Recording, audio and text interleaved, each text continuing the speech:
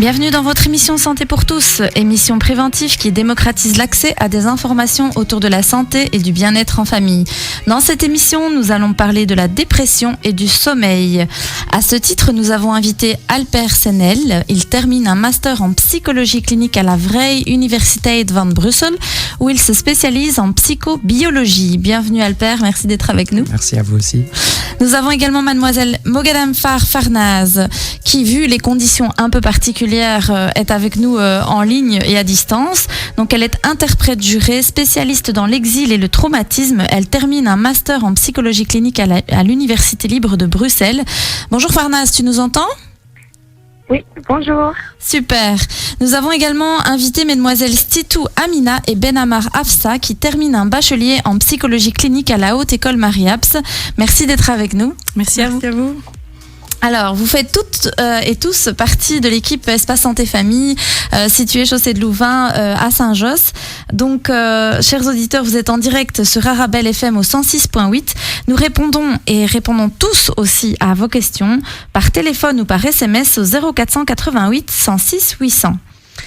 Ce mardi 27 octobre était une journée dédiée à la dépression au niveau européen. Je ne sais pas si vous le saviez, mais cette journée existe depuis 2003. Elle concerne aussi bien le grand public que les professionnels de la santé. L'idée, c'est vraiment de la sensibilisation. C'est aussi de mieux comprendre cette maladie qui, encore aujourd'hui, certains pensent que c'est pas une maladie d'ailleurs. L'idée, c'est aussi de fournir des informations qui sont indispensables pour permettre la compréhension des symptômes de la maladie. En France, le ministère de la Santé est partie prenante de cette manifestation, insistant tout particulièrement sur l'importance de sa reconnaissance et de sa prise en charge. Donc, il y a pas mal d'associations qui existent aussi pour défendre les droits aussi des personnes qui souffrent de dépression. Donc, en France, il y a l'association France Dépression qui soutient très très fort ça. On se demande pourquoi les Français sont dépressifs. J'éviterai des commentaires orientés.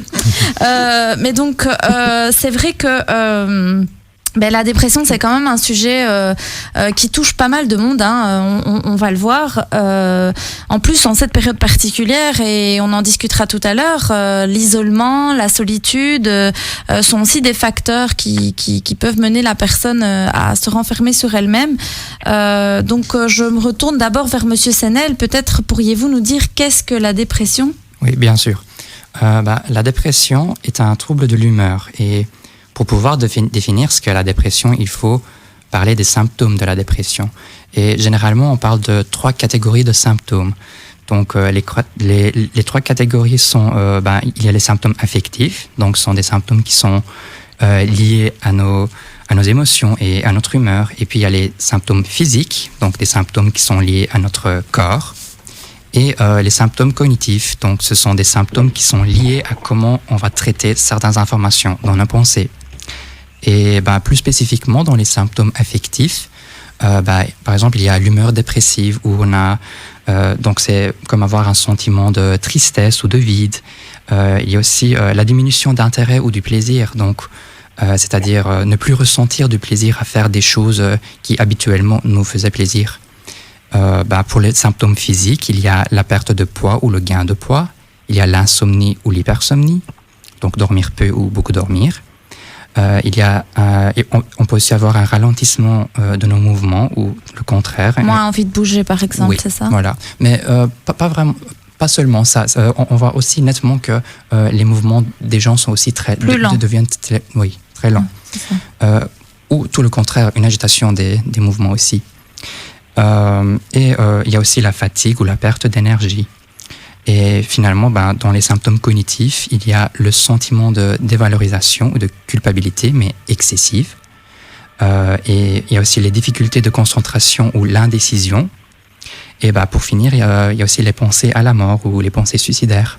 Donc avec tous ces symptômes, on peut définir ce qu'est la dépression. Et donc les personnes qui ont ces symptômes-là ou qui présentent ces symptômes-là, on peut alors à ce moment-là poser un diagnostic de dépression ?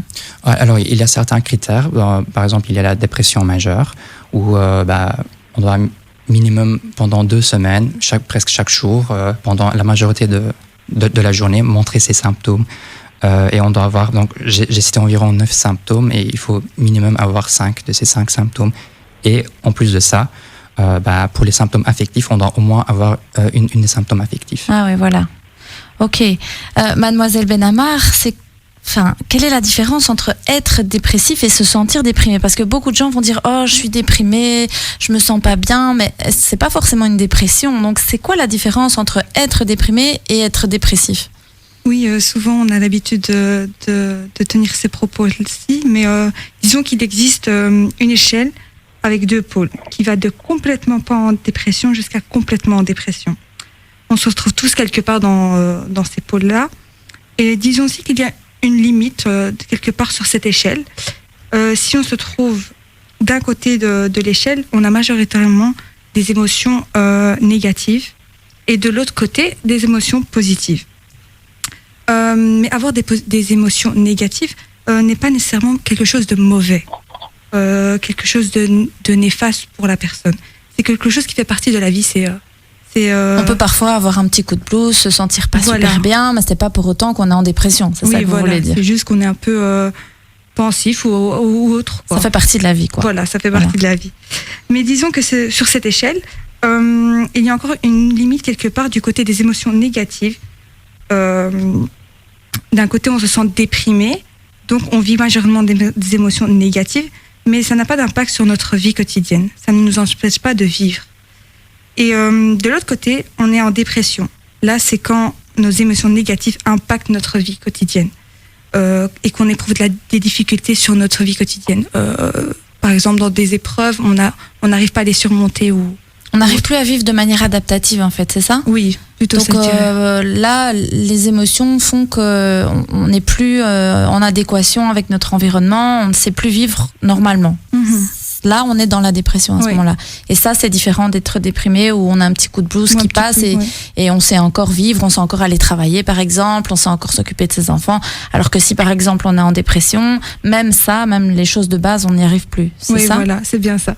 Super, je reformule pour être sûre que c'est bien ça. Belle reformulation. Merci, c'est gentil.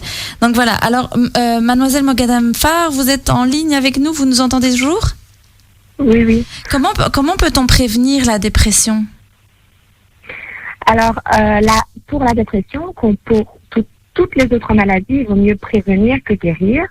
Alors, il y a des solutions simples que je vais aborder maintenant. L'une d'elles peut être l'aide extérieure, par exemple, parler avec les amis, la famille, allant discuter avec son médecin généraliste ou voir un médecin. Et donc, avoir une vie sociale riche. Une autre idée, ça pourrait être de faire de la méditation. La méditation aide à calmer les pensées. Il sera aussi intéressant d'avoir une activité physique régulière parce que faire de l'exercice physique, ça donne une sensation de bien-être et en plus, c'est une occasion pour socialiser, rencontrer d'autres gens. Une autre idée, ça pourrait aussi être le mindfulness. Le mindfulness, c'est pouvoir être dans le moment présent et donc profiter de ce que nous avons, de ce que nous sommes, et aussi être reconnaissant de toutes les petites choses positives que la vie nous donne. Ça peut être vraiment tout. On n'a pas besoin de chercher des grandes choses, et donc voilà. Et aussi se trouver des objectifs, parce que quand on est en dépression, on a tendance à se poser des questions du style pourquoi est-ce que moi je vis ça, etc. Et ce sont des questions pour lesquelles il est compliqué de trouver une réponse. Donc c'est plus facile de trouver des objectifs dans la vie. Et donc par exemple, je dois arroser mes plantes. Ça, par exemple, c'est un objectif. Ou je dois donner à manger à mes animaux. Ça aussi, c'est des objectifs. Donc, selon moi, c'est beaucoup plus facile de trouver des objectifs dans la vie qu'un sens ou une signification. Peut-être, ce que vous voulez dire par objectif, c'est avoir des projets de vie ou un certain rythme de choses à faire dans son quotidien, c'est ça ? Exactement. D'accord. Et vous avez beaucoup parlé de la socialisation, de pouvoir se tourner vers les autres. Est-ce que le fait d'être isolé fait de nous des personnes peut-être plus fragiles ou plus susceptibles de développer ce type de problématique ? Bien sûr, quand on est seul, quand on est entouré des gens, on peut aussi, par exemple, si on va voir un psychologue, c'est aussi l'occasion de discuter de nos problèmes. Et eux, ils peuvent aussi réfléchir avec nous, un psychologue pour réfléchir avec nous, pour essayer de trouver une solution. Donc être seul, c'est aussi ne pas avoir des ressources supplémentaires qu'on pourra avoir si on est en contact avec d'autres gens. C'est toujours mieux d'être entouré, d'avoir des gens autour de soi.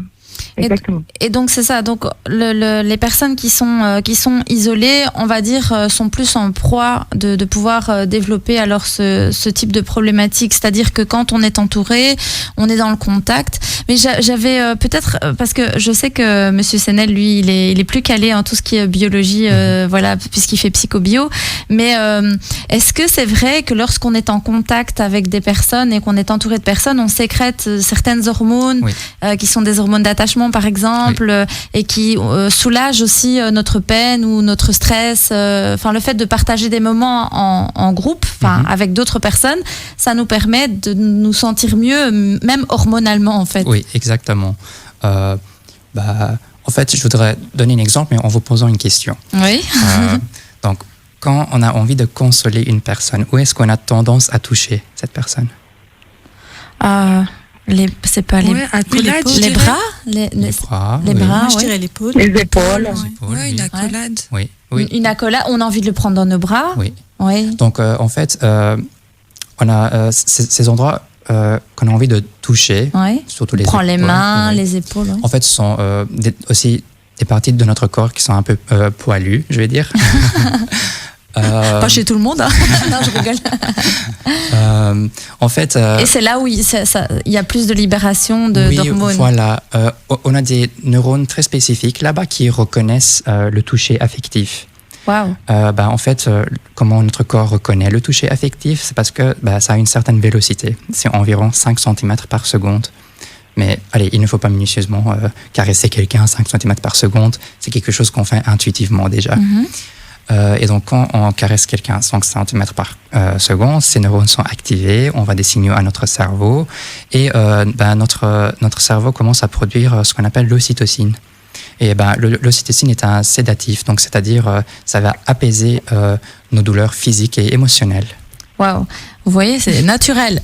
Oui, voilà. Donc en gros, c'est vrai que l'isolement, enfin voilà, si on est proche d'autres personnes et si on n'est pas bien et qu'on peut en parler, finalement, il y a des mécanismes même neurobiologiques qui se mettent en place pour apaiser notre corps. Il est incroyable, il s'autorégule tout seul. Non, j'avais lu quelques études. Moi, je raffole des neurosciences. Je trouve que c'est génial. Donc, je voudrais aussi ajouter quelque chose. Par exemple, il y a une étude, il y a des études qui montrent qu'il y a une corrélation entre le taux de ocytocine qu'on produit et à quel point on est ouvert à rencontrer de nouvelles personnes ou essayer des nouvelles choses. D'être en contact avec les autres. Donc plus on sécrète ce type d'hormones, plus on est ouvert à rencontrer...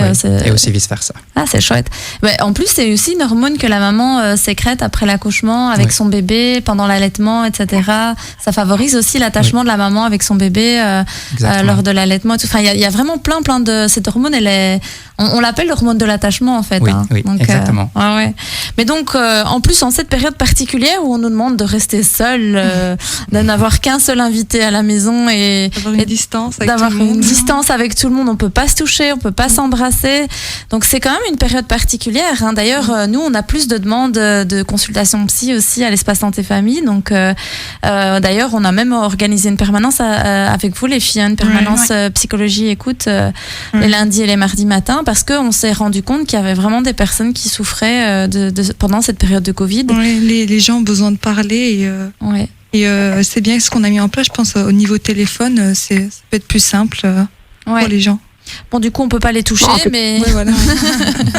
En tout cas, c'est important de garder un contact, même si c'est à distance, par téléphone, de rester en contact avec les autres, que ce soit par téléphone, par WhatsApp. Oui, parce qu'il n'y a pas que le toucher. Il n'y a pas que le toucher, je suppose, mademoiselle Mogadar. Il y a aussi le toucher, c'est les contacts. Important. Oui. On peut garder le contact social même sans toucher, et donc c'est super important, surtout en ces temps où c'est compliqué de sortir et de recevoir sa famille, ses amis. Donc voilà, justement, ces permanences pourront aussi être une occasion pour aider les gens à sortir de l'isolement et discuter avec des professionnels de votre centre. Du coup, le principal, ce serait de garder le lien, je pense. Oui. De garder contact en tout cas. Donc même en cette période, c'est important que les personnes gardent contact entre elles. Voilà, maintenant il y a plein de systèmes allez, vous avez les télé, on peut appeler par vidéoconférence, on peut se voir, donc c'est hyper important de maintenir les liens, même si on n'est pas les uns à côté des autres. Mademoiselle Sitou, je me tourne un petit peu vers vous. Quelles sont les causes de la dépression chez l'adulte ? Alors, il n'y a pas de réponse précise à cette question, parce qu'une dépression peut avoir des causes psychologiques, sociales et biologiques. Donc, en fait, pour cette question, il vaut mieux observer les causes d'un point de vue plutôt biopsychosocial. Donc, c'est-à-dire, on prend en compte les causes biologiques, psychologiques et sociales. Donc, les causes biologiques sont généralement génétiques, parce qu'il y a des études qui montrent qu'une partie de la dépression est héréditaire. Mais attention, ça ne veut pas dire qu'une partie est héréditaire, qu'on ne va pas nécessairement développer une dépression. Il faut prendre en compte l'épigénétique. Donc l'épigénétique, c'est-à-dire que certains de nos gènes peuvent être activés ou désactivés dépendant des facteurs de notre environnement. On peut prendre l'exemple de la schizophrénie et de l'utilisation du cannabis. Quelqu'un qui a des facteurs génétiques pour développer une schizophrénie pourrait ne pas avoir les symptômes si les gènes pour la schizophrénie sont désactivés. Par contre, le fait de consommer du cannabis pourrait activer ces gènes et la personne pourrait développer une schizophrénie. Et puis, il y a aussi la neurochimie de notre cerveau. Donc, ce que notre cerveau produit pour gérer notre humeur peut des fois mal fonctionner. Donc, ces produits qui se trouvent dans notre cerveau sont appelés les neurotransmetteurs. Et donc, on distingue 3 neurotransmetteurs. On a 3 neurotransmetteurs qui jouent un rôle dans notre humeur. Donc, on a la noradrénaline, la dopamine et la sérotonine. Et donc, le mal fonctionnement de la noradrénaline et de la dopamine peut faire diminuer les affects positifs. Et le mal fonctionnement de la noradrénaline et de la sérotonine peut faire augmenter les affects négatifs. Un exemple de cause psychologique, c'est le tempérament. Donc, on peut avoir de la difficulté à freiner les émotions négatives ou de la difficulté à se distraire activement. Et pour finir, on a les causes sociales qui sont multiples, comme la séparation, la perte de quelqu'un, etc. Qui sont plutôt liées à des traumatismes ou des choses qu'on vit mal au quotidien, quoi. Oui, un deuil, ou en tout cas quelqu'un qu'on a perdu et un deuil qu'on n'arrive pas à surmonter ou des choses comme ça. Oui, voilà, exactement. Mais ça ne reste que des exemples, en fait. Chaque personne a une combinaison différente des facteurs biologiques, psychologiques et sociaux. Et sociaux plutôt. Parce que, et c'est ce qu'on appelle d'ailleurs le concept de l'équifinalité. Donc, c'est-à-dire que des personnes différentes qui vivent des choses différentes peuvent développer le même trouble. Et il y a aussi le contraire, le concept contraire qu'on appelle la multifinalité, où les personnes différentes vivent plus ou moins la même chose et développent des troubles différents. Voilà. Waouh, c'est quand même plus complexe que ce que ça en a l'air. Oui. Parfois, on entend parfois des émissions très vulgarisées sur la dépression, mais on ne se rend pas compte de tous ces facteurs qui peuvent impacter notre cerveau, toutes ces hormones qui jouent aussi finalement sur notre corps. C'est assez impressionnant. Chers auditeurs, on va continuer à discuter de ce sujet après la pause. Donc, je vous dis à tout de suite. Donc, restez en ligne avec Arabelle au 106.8 FM. Nous sommes de retour sur Arabelle FM au 106.8 pour l'émission Santé pour tous. Donc nous sommes avec l'équipe d'Espace Santé Famille, une équipe de psy qui vient nous parler de la dépression et du sommeil. Nous avions commencé tout à l'heure à définir ce qu'était la dépression et j'étais assez impressionnée de voir que notre corps réagissait de manière quand même assez importante, même à la consommation de substances comme le cannabis, etc., que ça pouvait déclencher la schizophrénie, etc. C'est des choses dont on ne parle peut-être pas assez à nos jeunes aujourd'hui. Et la dépression, c'est encore, je trouve, un sujet très tabou, dans le sens où on a tendance à culpabiliser les personnes dépressives. Monsieur Senel parlait des symptômes de la dépression. Oui. Et le fait, par exemple, le ralentissement des mouvements, on va avoir tendance à dire aux gens, t'es un fainéant, tu fous rien. Et alors en plus, les personnes qui sont dépressives, elles culpabilisent de base, parce que ça fait partie aussi d'un symptôme. Ouais. Donc, on alimente en fait la culpabilité de la personne en lui disant t'es lent, tu fous rien, ou tu bouges pas, sors de ton lit. Voilà, c'est des choses où on veut pousser la personne à bouger, alors qu'en réalité, son corps le lâche complètement. Ouais. Donc c'est vraiment pas évident. Je voulais vous poser cette question. Du coup, est-ce que la dépression, ça existe aussi chez les enfants? Alors, pour pouvoir mieux répondre à cette question, je voudrais parler de la différence entre une émotion et d'une humeur. Alors, une émotion, c'est une réaction à quelque chose de notre environnement. Donc, c'est lié à une situation et de courte durée. Une humeur, c'est quelque chose qui n'est pas lié à une situation. C'est plus quelque chose qui fait partie de la personne. Et comparé aux émotions, c'est quelque chose qui est de plus longue durée. Alors, pour l'enfant, il est normal d'avoir des périodes de tristesse pendant le développement. Parce que l'enfant doit apprendre à gérer certains changements dans l'environnement et pourrait des fois être déçu.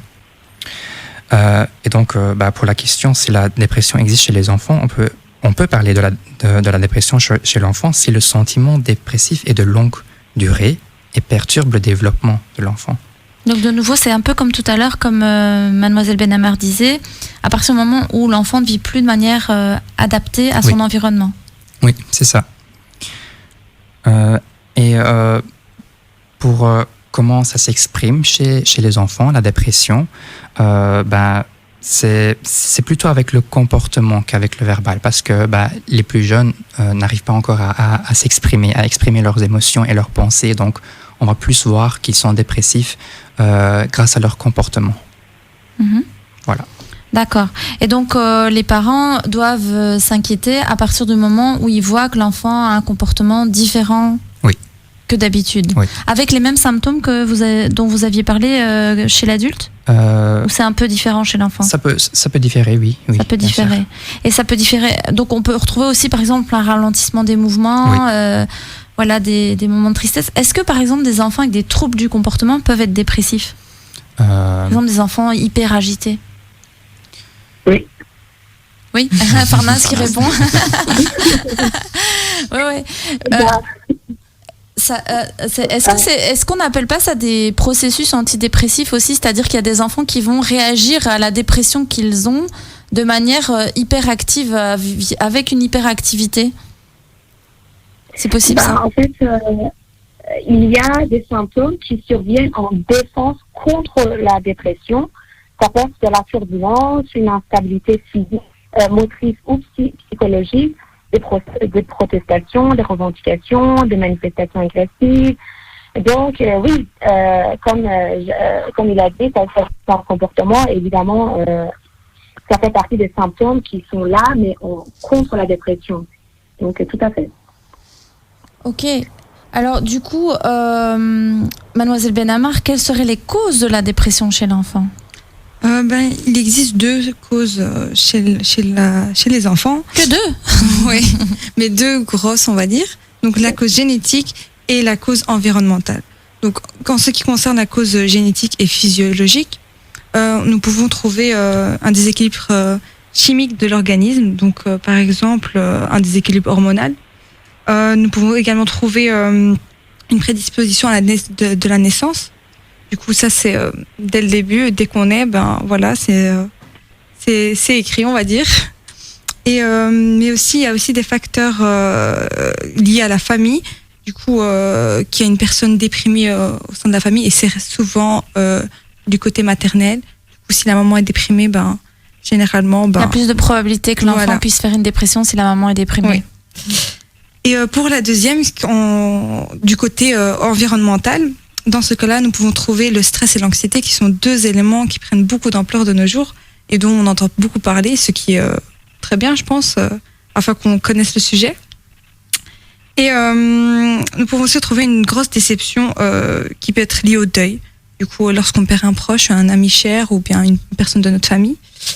Et aussi lorsqu'on a un trop plein d'intellectualisation. Du coup, coup, lorsqu'on se pose un peu trop de questions existentielles, les gosses un peu trop intelligents sont déprimés, alors si je comprends bien. Non, je plaisante. Mais non. donc, oui, c'est vrai, l'environnement joue un impact quand même très important. Ouais. D'ailleurs, en thérapie, nous, on doit faire attention à ça aussi. Mais moi, j'ai étudié aussi pas mal les bébés, et c'est vrai qu'on a, par exemple, des bébés qui sont très irritables aussi à la naissance, comme tu disais. Et ces bébés peuvent aussi montrer qu'il y a quelque chose qui va pas, en fait, qui va pas bien. Donc, parfois aussi, c'est lié à un syndrome de sevrage, plutôt si la maman consommait pendant la grossesse soit des médicaments, soit de la drogue, soit de l'alcool, et l'enfant peut développer ce type de symptômes. Soit c'est vraiment des mamans très anxieuses ou déprimées, et donc l'enfant peut alors développer, enfin le bébé peut aussi avoir, il y a des dépressions du bébé, ça existe aussi. Donc il est touché par les sentiments de la maman. Oui, voilà, c'est ça. Il résonne. Moi, je dis souvent l'enfant, il résonne avec ses parents, quoi. Donc, Mademoiselle Moghadamfar, est-ce que les symptômes de la dépression diffèrent en fonction de la tranche d'âge? Parce que là, je viens de parler du bébé, mais du coup, est-ce que c'est différent en fonction de l'âge? Oui. Alors, comme vous venez d'écrire, il y a des symptômes. Il y a des symptômes qui sont liés à la souffrance dépressive. On voit par exemple de la soumission, un échec scolaire, un retrait social, voire une négligence corporelle. Il y a aussi des symptômes qui sont directement liés à la dépression. Ce sont des choses qui peuvent être observées. On voit la tristesse de l'enfant, son isolement, un langage qui est pauvre, l'enfant qui ne prend plus plaisir à rien, il est un peu indifférent. Il y a aussi, comme on en a discuté tout à l'heure, il y a aussi les symptômes qui sont là, mais en défense contre la dépression, d'où l'agitation, la turbulence, les protestations. Mais au niveau corporel, il y a aussi des symptômes, par exemple la fatigue, les maux de ventre, l'énurésie, des troubles alimentaires, des troubles du sommeil. Mais il faut faire attention parce que ce sont des symptômes qui peuvent être très bien masqués. En ce qui concerne les différents... Donc ça, c'est juste pour vous donner une idée générale des symptômes qui existent. Maintenant, au niveau des différentes tranches d'âge, chez le bébé, par exemple, on sent que le bébé il pleure beaucoup, il se sent inconfortable, il montre des comportements de résistance, il est difficile à consoler. Donc ça, c'est vraiment chez les bébés. Et donc, de la naissance à l'âge de 2 ans, on voit aussi que l'enfant a l'air abattu, il a un regard qui est éteint, il est indifférent à son entourage, il y a un retard des acquisitions psychomotrices et du langage, comme vous avez dit tout à l'heure. Donc là, un des symptômes d'alerte, c'est l'enfant a un retard dans ses apprentissages, dans son langage, dans sa motricité, donc il y a un ralentissement général, quoi. Oui, il y a aussi des mouvements de balancement et auto-stimulation parce que, comme elle vient de dire, l'environnement, ça joue beaucoup. Si la maman n'interagit pas avec son bébé, le bébé, il va essayer de s'auto-stimuler. Vous voyez, donc, il va interagir tout seul avec lui-même. Il va se balancer tout seul, il va se caresser tout seul, il va sucer son pouce tout seul, il va se retourner sur lui, en fait, c'est ça? Oui. Et donc, ça, c'est vraiment entre 0 à 2 ans, il faut faire attention à tous ces symptômes, d'où l'importance du lien parent-enfant. Vous voyez, donc le père aussi... Hyper important qu'on s'occupe bien de nos loulous quand ils sont tout petits, en fait. On leur donne plein d'outils pour s'en sortir, quoi. Bien sûr, que ce soit du côté de la mère ou du père, le père aussi peut très bien, prendre l'enfant, caresser, avoir interagir avec, jouer avec, donc ça va vraiment dans les deux sens. Ça le socialise aussi, les papas. Le papa, il est important aussi, donc j'insiste, parce que papa, ils sont super importants dans le développement de l'enfant. Oui, bien sûr. Je précise pour nos auditeurs que le papa, il pousse l'enfant aussi à l'autonomie, il le pousse vers l'extérieur, il le pousse au jeu, il le pousse à découvrir le monde extérieur. D'ailleurs, moi je rigole souvent avec ça quand on voit les mamans et les papas comment ils portent le bébé. La maman, elle a tendance à porter le bébé vers elle le tourne vers elle, et le papa, il a tendance à porter le bébé vers l'extérieur. Il met les petits pieds vers l'extérieur et il lui montre à l'extérieur comment ça se passe. Et les mamans, elles sont plus cocoon, maternage, etc. Donc c'est assez comique de voir ça. Exactement. Et donc je vais continuer, entre 2 et 6 ans, l'enfant il a déjà la parole, mais les manifestations sont plus variées. Par exemple, on voit une attitude de lutte, perturbation de comportement, par exemple l'agitation, encore exactement agressivité, trouble de sommeil, d'appétit. Alors c'est un peu paradoxal, il cherche l'affection, mais en même temps, il le refuse. Donc, il y a une demande d'affection, une attitude de refus et de nouveau autostimulation prolongée.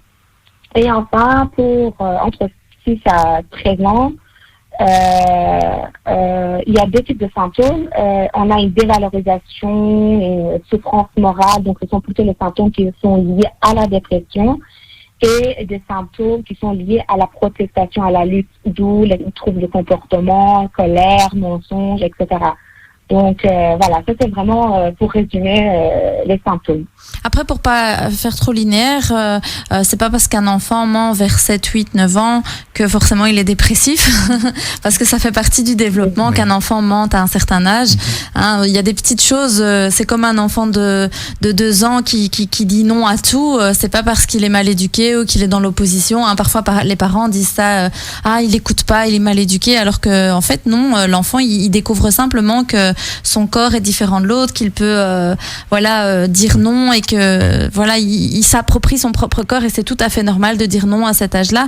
Et certains parents vont dire mais il est pas normal. Donc je pense qu'il est important pour les parents, pour qu'ils nous comprennent bien, pour les auditeurs, c'est plus vous connaîtrez en fait le développement de votre enfant, et mieux vous pourrez répondre à ses besoins, et justement ne pas vous tromper dans son développement, et voir peut-être les signaux d'alerte qu'il faut avoir, parce que c'est vrai que si on ne sait pas le développement d'un enfant, à quoi ça ressemble, c'est un peu difficile après de s'interpeller face à des signaux d'alerte qu'on ne connaît pas non plus finalement, parce que si on n'entend que les signaux d'alerte sans savoir si c'est normal ou pas chez son enfant, on risque d'avoir beaucoup d'appels lundi et mardi, les filles. Donc du coup voilà. Tout à fait, hein, parce que ça, vraiment, c'est pour donner une idée générale, il faut savoir qu'il y a des étapes qui sont normales dans le développement de l'enfant. Et donc ça, c'est vraiment pour donner une idée générale des symptômes. Et donc c'est important d'être en relation avec son enfant et de voir si, par exemple, il y a un changement qui apparaît, un changement soudain, essayer de comprendre les raisons. Voilà. Merci. Et donc, je reviens vers vous, Madame Stitou. Quelles sont les conséquences à long terme, alors, du coup, de la dépression chez l'enfant ? Alors, on en a déjà un peu parlé, mais donc tout d'abord, chez les tout-petits, chez les bébés, à long terme, on voit une diminution des symptômes, mais la personnalité va s'élaborer avec des troubles plus déficitaires et une évolution disharmonique. Et ensuite, chez l'enfant, s'il n'y a pas de traitement, l'évolution va vers l'échec de la socialisation, et le comportement agressif peut devenir un mode habituel de défense. Et la dépression de l'enfant peut se prolonger à l'adolescence et même à l'âge adulte. Et donc l'évolution se fera vers des difficultés comportementales ou même psychosomatiques. Oui, c'est quand même, ça a un impact quand même non négligeable, cette dépression chez l'enfant. Et écoutez, moi ce que je vous propose, parce que c'est quand même un gros sujet là qu'on est en train d'aborder, je propose qu'on en reparle juste après une petite pause, et donc dans quelques instants on reprend sur ce sujet-là. Voilà, à tout de suite, chers auditeurs. Chers auditeurs, vous êtes de retour avec nous dans votre émission Santé pour tous. Je suis Virginie Leblic. J'oublie parfois de me présenter, mais bon voilà, je suis l'animatrice de cette émission. Je suis psychologue et aujourd'hui j'ai invité des collègues qui travaillent avec moi à l'Espace Santé Famille pour parler de la dépression et du sommeil.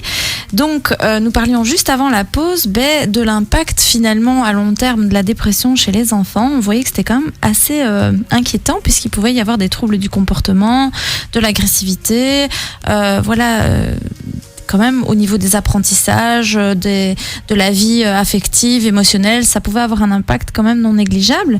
Et alors, moi je me retourne quand même du côté de Mademoiselle Benhamar. Quelles sont les possibilités de prise en charge du coup pour les adultes et les enfants qui sont en dépression ? Donc, concernant les prises en charge pour les enfants, tout d'abord il y a l'approche au niveau du milieu familial.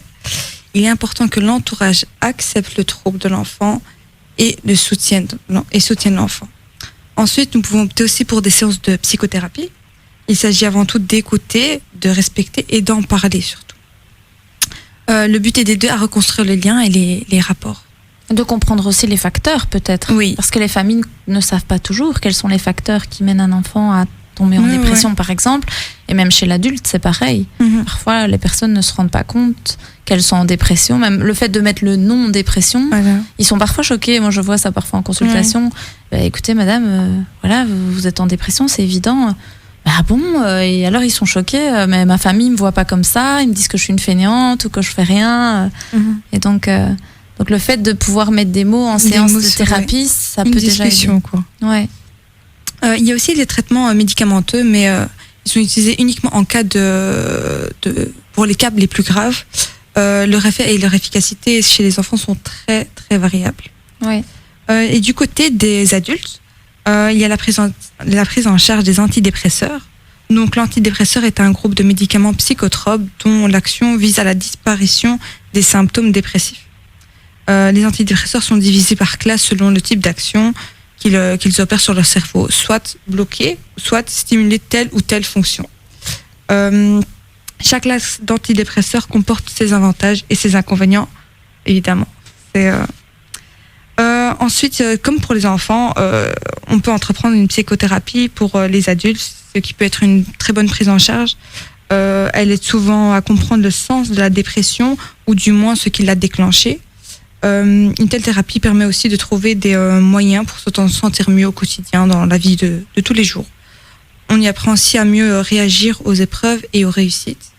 Voilà, la psychothérapie, elle permet d'adopter des comportements qui protègent d'une rechute en cas de petits blues, je dirais.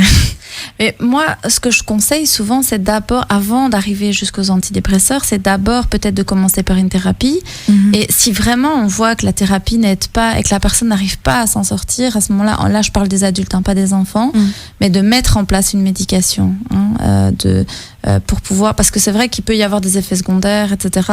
Même s'il y a plein de molécules qui ont ça a bien évolué quand même au niveau de ces problèmes d'effets secondaires, de dépendance, etc. Donc ça a bien évolué au niveau des traitements. Mais je me dis, moi je dis toujours à mes patients, mais d'abord on vérifie qu'avec la thérapie, avec quelques séances, on n'arrive pas à sortir la tête de l'eau et à évoluer. Et si vraiment on voit que la dépression est profonde, quand même, peut-être de dépression, quand on parle de dépression majeure, là, on prend un antidépresseur. Et généralement, ça peut se prendre 6 mois, 1 an. C'est pas long terme. On n'est pas obligé de prendre ça toute une vie. Je sais qu'il y a des personnes qui, parfois, en prennent depuis longtemps, mais il y a aussi des effets d'habituation. Donc, c'est vrai que c'est pas évident pour les personnes de savoir, tiens, c'est bien, c'est pas bien. En plus, il y a la culpabilité, donc ils vont encore plus se culpabiliser de prendre des traitements. Donc, il y a toutes ces questions-là qui reviennent. Du coup, Monsieur Senel, est-ce que la dépression, ça peut aussi mener à des pensées suicidaires? Parce que c'est vrai qu'on entend souvent ça aussi, des personnes qui étaient dépressives, qui se sont suicidées ou qui ont des pensées suicidaires. Et parfois même, on culpabilise parce qu'il y a des personnes qui peuvent être très croyantes, par exemple, et qui vont avoir ces pensées suicidaires et qui se disent, mais c'est pas normal, moi je suis croyante et pourtant j'ai ces pensées qui viennent dans ma tête et j'arrive pas à les enlever. Oui. Comme on l'a dit pour les symptômes cognitifs de la dépression, oui, une personne en dépression peut avoir des pensées suicidaires. Alors, je ne vais pas pouvoir expliquer pourquoi, les causes de ces pensées suicidaires, parce que, comme les causes de la dépression même, ça peut être plein de facteurs différents. Il y a 1000 et une raisons. Mais je pourrais peut-être expliquer comment le suicide en général se développe chez une personne. Donc, au début, il y a les pensées suicidaires. Donc, penser à la mort. Après vient le souhait de suicide, donc penser « je veux mourir ». Après vient le plan de suicide, donc penser à un plan défini pour se suicider. Après, il y a la tentative de suicide, donc mettre à l'acte le plan défini pour le suicide. Et si la tentative de suicide réussit, il y a le suicide même, donc le fait d'être mort suite au passage à l'acte suicidaire. Mais il y a, dans tout ce plan-là, c'est vrai qu'il y a certaines personnes qui arrivent à s'arrêter. Donc, qu'est-ce qui fait que certaines personnes passent à l'acte et d'autres pas, du coup, dans le suicide? Alors, dans les étapes que je viens de donner, les 3 premières, donc les pensées suicidaires, le souhait de suicide et le plan de suicide, ce sont des choses inobservables, donc, parce que ça se passe dans nos pensées. Et les 2 autres, donc la tentative de suicide et le suicide même, sont des choses observables parce qu'il y a un comportement. Alors, comment ça se fait que certaines personnes peuvent s'arrêter? Heureusement, il y a des gens qui parlent déjà des choses inobservables qui se passent. Donc, il y a des gens qui parlent de leurs pensées suicidaires aux autres. Ah oui, le fait de verbaliser et de pouvoir être soutenu dans ses pensées. Oui. Vous pensez que ça peut permettre de stopper le passage à l'acte? Oui. Il y a peut-être aussi des structures de personnalité qui ont plus tendance à passer à l'acte plutôt que d'autres aussi. Oui. Oui. Ok. Merci, c'est gentil. Donc, est-ce qu'il y a des choses qu'il faut ou qu'il ne faut pas faire chez les personnes justement qui ont ces pensées suicidaires? Oui. Alors, je voudrais commencer par ce qu'il ne faut pas faire. Il ne faut pas sous-estimer les pensées suicidaires de la personne. Donc, il ne faut pas dire un truc du genre ce n'est pas aussi grave que ça va passer. Il ne faut pas condamner la personne. Donc, ne pas dire tu ne peux pas faire ça à ta famille quand même. Il ne faut pas éviter le sujet, dire parlons d'autre chose. Il ne faut pas non plus minimaliser les pensées. Donc, dire si tu as déjà envie de te suicider à cause de ça, pas reprocher la personne. La culpabiliser, en fait, nouveau, ne pas aller vers la culpabilisation. Exactement.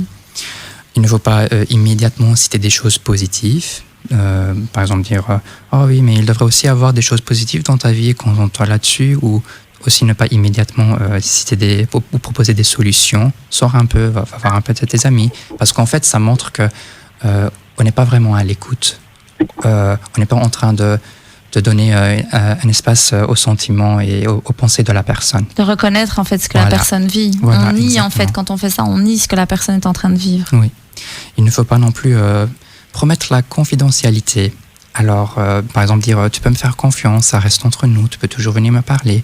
Ça a l'air un peu contradictoire, mais c'est surtout la partie ça reste entre nous, parce que ça rend le sujet tabou.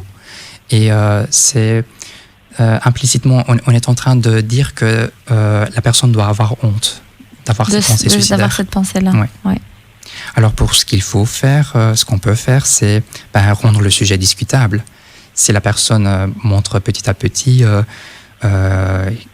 qu'il ou elle est mal, on peut déjà poser des questions du genre je vois que ça ne va pas aussi bien que ça avec toi, ou est-ce que tu voudrais me raconter ce qui se passe? Et si la personne a commencé à implicitement de parler sur ses pensées suicidaires, on peut déjà dire quand tu me dis ça, est-ce que tu essayes de me dire que tu serais mieux mort ou morte, ou est-ce que tu penses au suicide? Et si la personne nous laisse déjà aussi savoir explicitement qu'il ou elle a des pensées suicidaires, on peut vraiment poser la question est-ce que tu as déjà un plan? Est-ce que tu as déjà fait une tentative? Et donc, et pour ces questions-là, il faut aussi un peu savoir lire l'atmosphère, en fait, et un peu ressentir si la personne se sent confortable à répondre à ces questions. Et donc, rendre le sujet discutable. Il faut écouter la personne. Il faut le prendre au sérieux aussi. Être compréhensif et aussi, surtout, rester calme. Donc, l'idée, c'est vraiment de pouvoir les accompagner, les reconnaître dans leur souffrance. Exactement. Sans les juger. C'est surtout ça, sans jugement et sans culpabilisation, quoi. Oui. C'est vraiment de pouvoir les écouter dans ce qu'ils sont et peut-être même les accompagner vers un thérapeute, vers un psychologue. Ouais. Pouvoir dire, écoute, j'ai l'impression que tu vas vraiment pas bien et j'ai vraiment envie de t'aider. Est-ce qu'on n'irait pas voir quelqu'un qui saurait peut-être mieux faire que moi pour t'écouter, pour t'accompagner, quoi. Oui, c'est ça. Ok.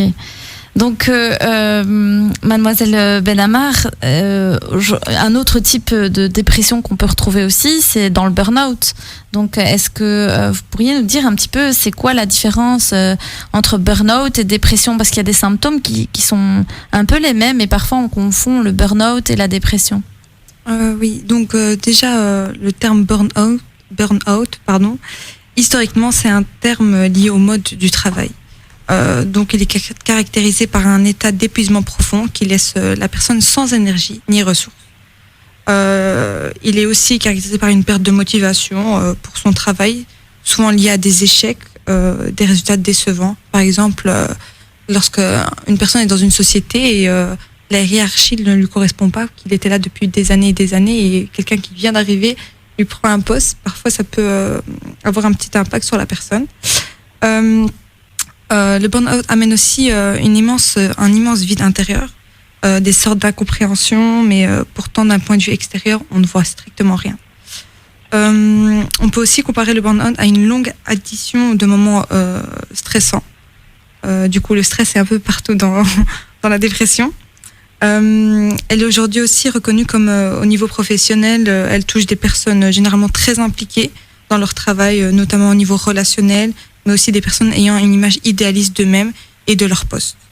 Du coup, la différence entre la dépression et le burn-out n'est pas toujours facile à faire, elle n'est pas du tout évidente.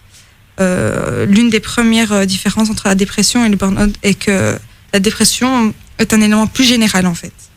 Elle va influer en fait sur différents domaines de la vie, comme par exemple sur le côté familial, le côté amical ou au niveau des hobbies et des passions. Contrairement, le burn-out, par exemple, il va plus être lié, comme j'ai dit, au travail. Le stress est un élément très très important dans le burn-out. Il va influencer les relations. Mais en cas de dépression, cela est souvent plus marqué. Le stress est plus souvent marqué en fait. Un burn-out peut éventuellement aussi avoir une influence sur d'autres domaines de la vie comme la dépression, mais cela s'observera au stade plus tardif en fait.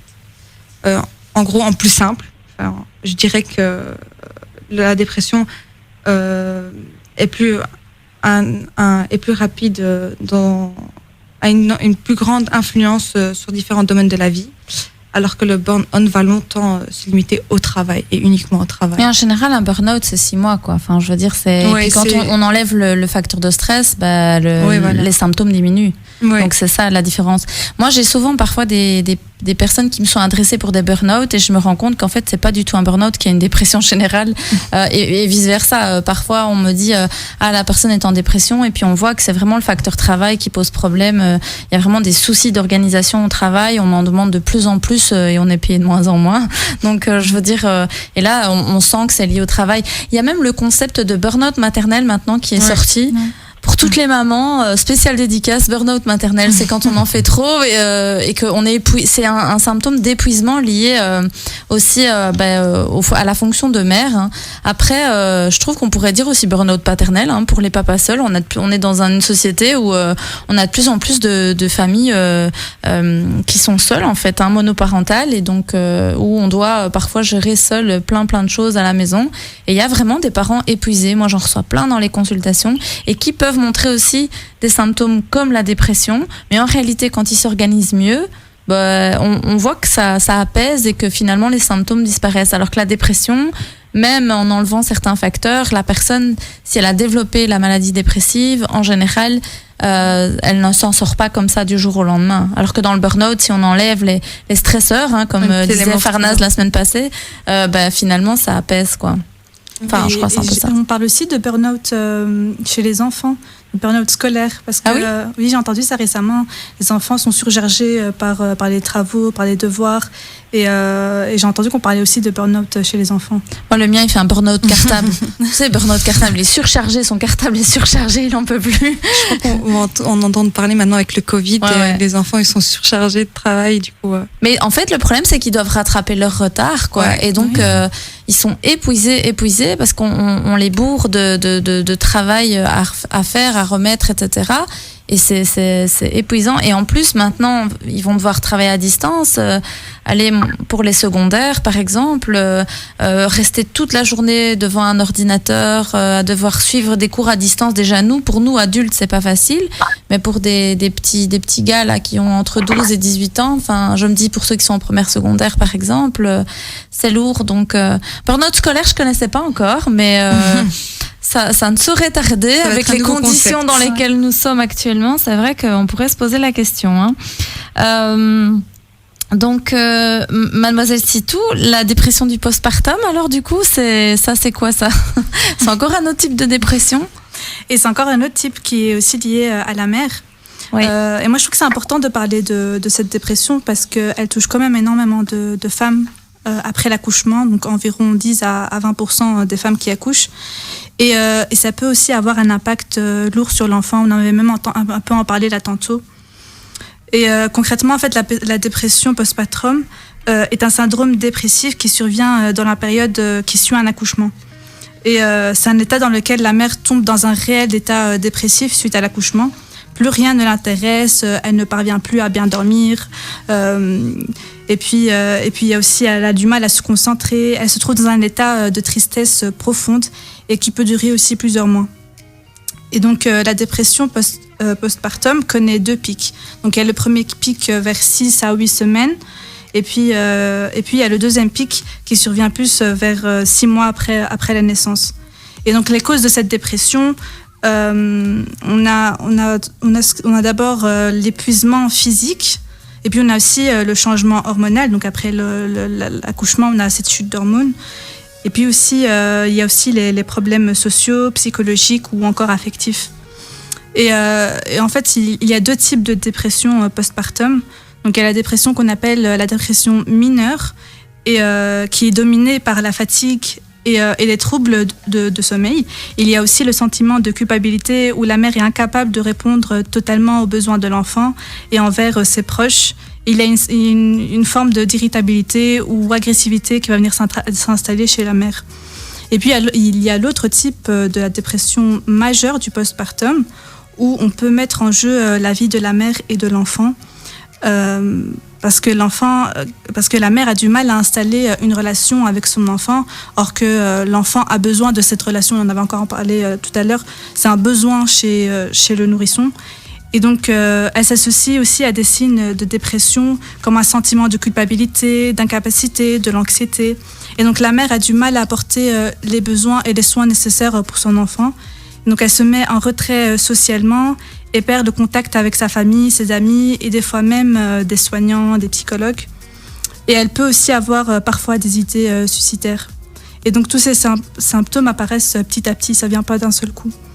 Et il faut savoir que cette dépression a des conséquences... sur le bébé. Oui, sur le bébé. Et plus sur les développements psycho-affectifs du bébé. Donc on a d'abord, si un des parents est en dépression, donc il peut y avoir dans certains cas un léger, voire même un plus conséquent retard de l'apprentissage du langage, parce que du coup la mère elle ne parle pas assez avec son enfant, il n'y a pas cette communication avec son enfant. Il n'y a pas d'échange comme on disait tout à l'heure. Oui. Ouais. Et donc tout ça, ça provoque un moins bon développement de l'enfant. Et puis il y a aussi le développement psycho-affectif et le rapport socio-affectif qui est très important pour l'enfant, car si celui-ci ne l'a pas de ses parents, un attachement insécure va se produire et l'enfant peut manifester certains comportements comme l'hyperactivité, l'irritabilité, l'anxiété. Je propose peut-être, je vais vous couper un tout petit peu, mais je trouve que c'est hyper intéressant, mais j'aimerais bien qu'on parle, puisqu'on doit s'arrêter pour une petite pause. Et dans la deuxième partie, j'aimerais vraiment qu'on continue à parler de l'enfant et de l'impact sur l'enfant.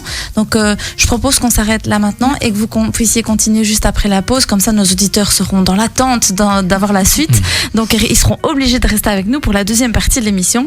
Et donc je vous dis à tout de suite, chers auditeurs. Vous êtes de retour dans votre émission Santé pour tous, deuxième partie. Nous sommes toujours avec l'équipe de l'espace Santé Famille. Donc nos psys qui sont avec nous nous ont parlé de la dépression dans la première partie. Nous avons parlé de la dépression chez l'enfant, chez l'adulte, chez la maman, juste avant la pause. Et donc on parlait justement de l'impact de cette dépression sur l'enfant, sur son développement, notamment de la dépression du postpartum. Et puis juste après, nous parlerons un petit peu du sommeil et finalement vous verrez qu'il y a des liens à faire entre la dépression et le sommeil, et spécifiquement aussi avec mademoiselle Mogad Amfar, qu'on n'a pas beaucoup entendu dans cette première partie et qui pourtant était avec nous. J'espère que tu es toujours avec nous, Farnaz. Tu nous entends ? Génial. Ok, alors je voulais juste continuer et terminer sur justement l'impact de la dépression du postpartum.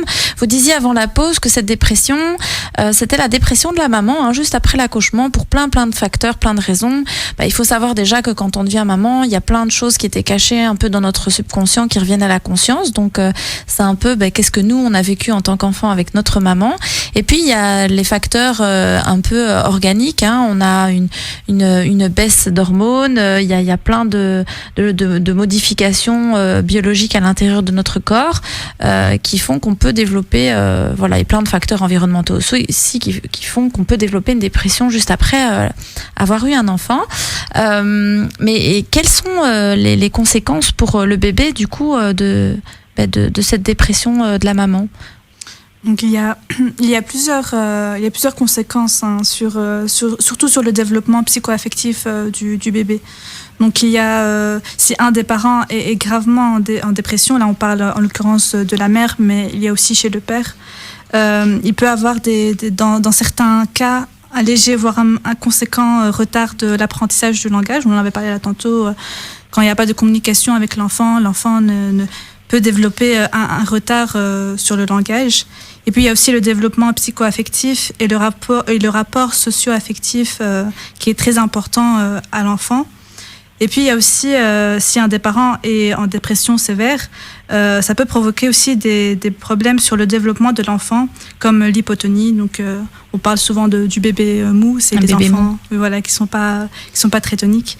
Et puis il y a aussi le trouble de l'appétit, le détournement du regard de l'enfant. Il y a aussi le trouble du sommeil.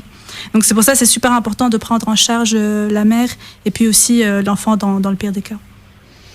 Ok, donc on voit l'importance du lien mère-bébé, du lien en fait de l'enfant avec ses parents et de l'impact que ça peut avoir sur la dépression, sur le développement de l'enfant. Donc d'où l'importance de bien traiter et de prendre en charge cette dépression finalement, parce que si on minimise son existence, finalement on se rend compte que ça a vraiment une incidence sur tout le monde, sur toute la famille finalement. Oui. Ouais. C'est pour ça c'est aussi super important de s'informer sur ces différents types de dépression. Il y a aussi le baby blues. Oui. Donc ça c'est surtout juste après. Moi j'en fais chaque grossesse, je fais un baby blues. Catastrophe. Hein. Ah ouais, franchement, pourtant je suis psychologue. Hein. On a beau le savoir, mais ça change rien. Hein. Moi chaque grossesse, après l'accouchement, je pleure. Je pleure. Mais beaucoup de femmes font des baby blues après l'accouchement. Hein. Donc c'est la montée d'hormones. Alors c'est un genre d'hypersensibilité comme ça où on pleure, on a l'impression que rien ne fonctionne et on est hypersensible. C'est pas super agréable, mais ça passe assez vite. Hein. Enfin, ça dure quelques jours en général. Oui, c'est ça. Juste après l'accouchement. C'est juste après l'accouchement, ouais. Par contre, si ça se prolonge, là, on se pose des questions si ça se transforme pas en dépression postpartum, et ça peut même aller jusqu'à la psychose du postpartum.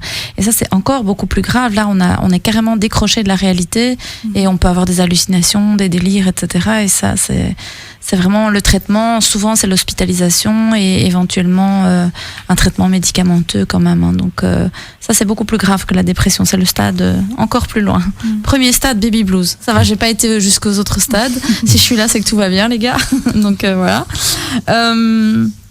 Du coup, on va parler un petit peu plus du sommeil. Est-ce qu'il y a un lien entre le sommeil et la dépression, Monsieur Senel? Oui, alors, comme on l'a dit, les troubles du sommeil font partie des symptômes de la dépression, des symptômes physiques, comme l'insomnie et l'hypersomnie. Pour l'insomnie, en fait, quand on est dans notre lit, c'est un peu l'occasion ou la situation idéale, si je peux me permettre de dire ça, pour être seul avec nos pensées, sans distraction. Et donc, c'est aussi l'occasion idéale pour commencer à beaucoup penser, à ruminer nos pensées. Et donc, quand on rumine, on va activer notre cerveau et on va avoir de la difficulté à s'endormir. Et pour l'hypersomnie, pour l'hypersomnie, il faut aussi savoir que on voit ça quand même beaucoup moins dans la dépression comparée à l'insomnie. Et pour l'hypersomnie, en fait, ça peut avoir un fonction protecteur dans la dépression.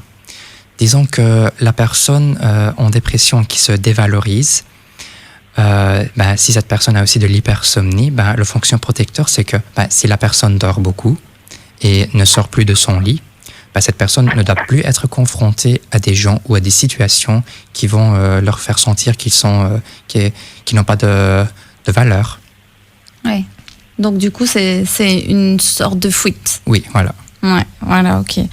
Je rappelle à mes auditeurs que vous pouvez poser des questions au 0488 106 800 par SMS ou par téléphone, parce que c'est vrai un sujet qui touche beaucoup de personnes à l'heure actuelle. Donc je pense que ça pourrait être intéressant si l'un d'entre vous avait une question. N'hésitez pas à nous contacter. Du coup, Madame Moghadam Farr, qu'est-ce qui se passe quand on dort en fait? Il y a quelque chose qui se passe dans notre tête pendant qu'on dort? Qu'est-ce qui se passe?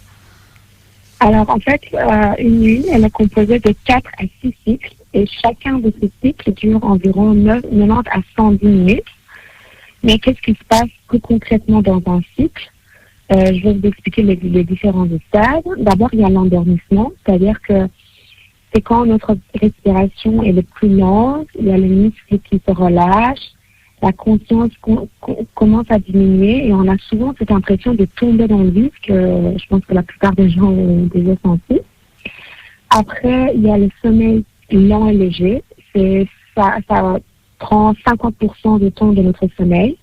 On est très sensible à l'environnement externe. Et puis, on a le sommeil lent et profond. Et c'est là où tout l'organisme est au repos et on récupère. À ce stade, normalement, la personne est c'est très difficile de réveiller la personne. Et donc, l'activité cérébrale, elle se réduit au maximum. Et enfin, on a le sommeil paradoxal. Pourquoi paradoxal? Parce qu'il y a à la fois des signes de sommeil très profonds et aussi des signes d'éveil. Et donc, c'est quelque chose qu'on peut voir via l'électroencéphalographie et polysomnographie. Mais à l'œil nu, c'est pas possible d'observer ça. Mais c'est le moment où on commence à rêver. Et donc, les mouvements oculaires sont très rapides. Il y a une paralysie des muscles. Mais c'est quand on rêve. Donc, voilà. Comme ça, vous savez que quand vous rêvez, c'est quand vous faites un sommeil paradoxal. D'accord.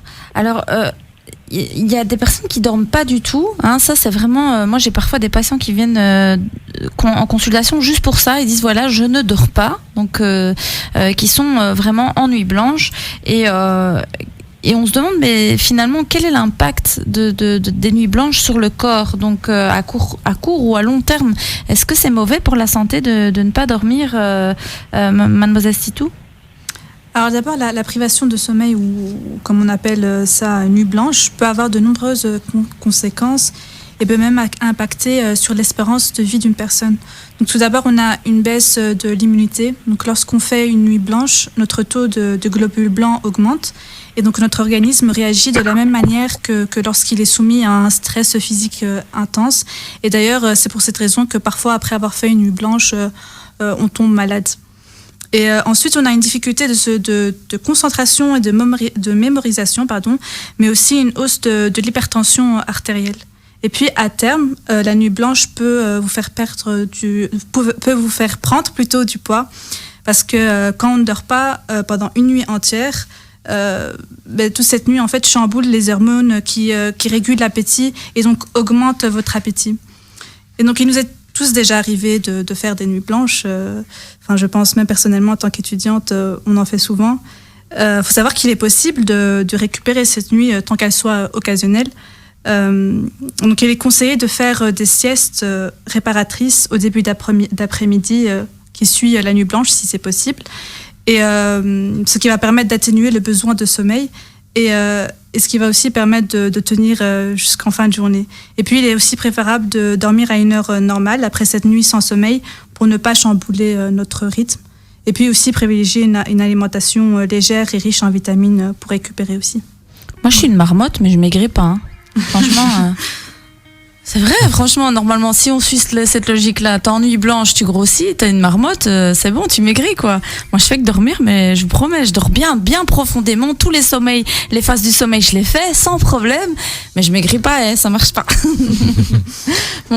Bon. Du coup, je propose à mes auditeurs de revenir dans quelques instants et pour la suite, on va continuer à parler du sommeil et de voir un petit peu l'impact que ça a sur notre santé. Donc, je vous dis, chers auditeurs, à tout de suite, restez avec nous. Chers auditeurs, vous êtes encore avec nous sur l'émission Santé pour tous sur Arabelle au 106.8. Donc, on parlait justement avant la pause du sommeil. Je disais que je n'arrivais pas à maigrir malgré que je dormais beaucoup parce que l'une de nos psys nous a dit, oui, finalement, quand on est en nuit blanche, on a tendance à grossir, ou en tout cas à avoir plus envie de manger peut-être. Oui, c'est ça. On a plus d'appétit. On a plus d'appétit quand on est en nuit blanche. Du coup, moi, je m'étais dit peut-être que l'inverse, ça fonctionnait, mais pas vraiment. Et donc du coup, je revenais vers Mademoiselle Benhamar. Pourriez-vous nous dire déjà à quoi ça sert le sommeil? Quelle est l'importance du sommeil? Parce qu'on n'en a pas parlé tout à l'heure. Du coup, le sommeil, c'est une fonction vitale pour notre organisme, au même titre que la digestion, la respiration ou l'immunité, et comme plein d'autres organismes. Le sommeil joue vraiment un rôle clé dans l'état de bien-être d'un individu. Savez-vous qu'on dormait un tiers de notre temps, de notre vie? Vraiment, c'est quelque chose qui m'a fort... Moi, c'est plus, je crois. Donc, dormir, c'est un état qui se répète quotidiennement et qui permet au corps et à l'esprit de se reposer. Il s'agit d'une étape très importante pour notre croissance ainsi que pour notre mémoire. Notre corps récupère durant le sommeil, nos muscles se détendent et notre mémoire enregistre. Cela nous permet de bien nous préparer pour une meilleure journée du lendemain. Oui, voilà. C'est bon? C'est ce que tu voulais dire. Oui. J'allais rebondir justement. Je voulais juste te dire, mais bien ton micro devant ta bouche parce que les auditeurs sont pas contents, ils t'entendent pas bien. On t'entend une fois sur deux, donc mets-le bien devant ta bouche. Et donc, oui, par rapport à ça, la mémoire. Et on dit souvent aux parents, les parents, ils nous écoutent pas toujours quand on leur dit, allez, faites dormir vos enfants un peu plus longtemps. Chaque en fonction de l'âge qu'on a, on dort pas le même nombre d'heures en fait. Sauf moi, je crois que je dois dormir le même nombre d'heures qu'un enfant de 10 ans. Mais non, en général, c'est vrai que les bébés, par exemple, ils dorment beaucoup. Et puis après, à l'enfance, ça diminue. Et par exemple, un enfant entre 8 et 10 ans, il doit dormir quand même entre 11 et 12 heures par jour. Donc ça veut dire qu'il doit aller, s'il se lève à 7 heures du matin, il doit aller dormir à 7 heures du soir. Je vais choquer les parents, on va dire 7 heures du soir. Non, mais genre, vous allez le faire dormir à 8 heures et il se lève à 7 heures. Et je suis tout à fait d'accord avec ce que tu viens de dire par rapport à la mémoire. Parce que c'est vrai qu'un enfant qui dort bien la nuit, il mémorise bien la journée en classe aussi. Donc on voit que vraiment, le fait d'avoir ces heures de sommeil, ça impacte quand même pas mal sur la mémoire. Donc moi, c'est un truc sur lequel je joue la vraiment. mémoire, elle travaille tout le temps en fait. Ouais, même quand on dort. Ouais. Même quand on rêve de choses qu'on a vécues parfois aussi la journée. C'est parfois agrémenté de notre subconscient, mais c'est super important de dormir. Donc, je me permets juste de rebondir sur la fonction du sommeil. Oui. Il faut savoir que pendant le sommeil agit aussi au niveau de la croissance, parce que l'hormone de croissance elle est sécrétée pendant la nuit, d'où l'importance pour les enfants. Et aussi, c'est très important pour la maturation du cerveau et le bon fonctionnement du système nerveux et le système immunitaire. Les gens qui dorment bien la nuit, normalement, ils ont un système immunitaire qui récupère bien. Et donc, les organes, ils sont plus en force dans la journée pour se battre s'il y a un problème. Donc, c'est super, super important. Ça occupe quand même un tiers de notre vie. Voilà, c'est juste pour ajouter. Merci pour ces précisions. C'est vrai, franchement, c'est important. Tout le monde va se mettre à dormir. Du coup, les dépressifs vont dire, voilà, c'était bien pour moi de dormir. J'ai raison. Donc, Monsieur Senel, peut-être que vous alliez nous parler un tout petit peu plus de quels sont les troubles du sommeil. Du coup, comme ça, on peut voir un peu ce qui est entre guillemets de quelque chose de normal. J'aime pas trop ce mot, mais à quelque chose qui est un peu plus pathologique. Donc, oui. D'accord. Donc, il y a vraiment énormément de troubles de sommeil. Je vais parler de deux catégories. Il y a les parasomnies et les dysomnies. Je voudrais commencer avec les parasomnies. J'avoue que je m'y connais un peu moins en parasomnie. Les parasomnies, qu'est-ce que c'est? Ce sont des troubles liés aux choses indésirables qui surviennent pendant le sommeil, comme par exemple les cauchemars, les terreurs nocturnes ou même le somnambulisme. Maintenant, je vais passer aux dysomnies. Les dysomnies, ce sont des troubles du sommeil liés au changement de la durée ou de la qualité de sommeil. Donc, par exemple, qu'on a déjà parlé, l'insomnie et l'hypersomnie. Il y a aussi, par exemple, la narcolepsie. La narcolepsie, c'est Il y a un film sur ça. C'est genre tu tombes KO d'un coup comme ça, c'est ça? Tu parles avec le gars et puis poum. Oui, exactement. C'est comme avoir des attaques de sommeil. Ouais. Hein. Je voudrais un peu plus parler de la biologie de la narcolepsie. Donc, il faut savoir que notre rythme de veille-sommeil est un système très déséquilibré, instable. Il faut penser que c'est comme un interrupteur va-et-vient. Donc, ça peut switcher de sommeil à éveil d'un coup ou vice-versa. Donc, de base, c'est un système qui est très déséquilibré. Mais il y a un hormone qui s'appelle l'orexine qui va équilibrer ou stabiliser ce système de veille-sommeil. Et donc, chez les gens qui sont narcoleptiques, il y a un malfonctionnement de l'orexine qui fait que on va d'un coup switcher de veille à sommeil. Ah oui. Oui. Et donc, encore pour les dysomnies. Je vais continuer avec la narcolepsie encore.